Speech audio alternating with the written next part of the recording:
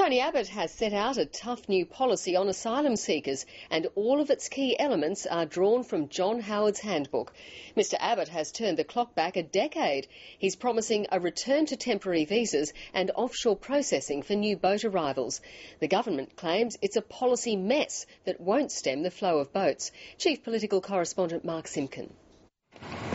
He urged his colleagues to move on from the Howard government, but he isn't running away from some of his mentor's most controversial policies. How's it going, fellas? Tony Abbott vowed to take an action man approach to people smugglers.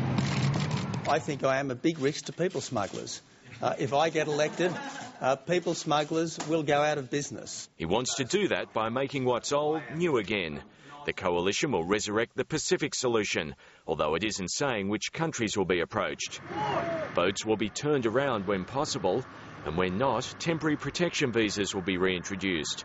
Visa holders can stay in Australia for as few as 6 months, a maximum of 3 years. They'll have to work for welfare, some will be forced to learn English and participate in cultural integration programs. Stop the boats we must, stop the boats we will. The Coalition's policies announced today are simply appalling. They're inhumane, they breach international law, and they pull the rug from under the ideal that Australia is a country where you'll get a fair go. It is a complete nonsense.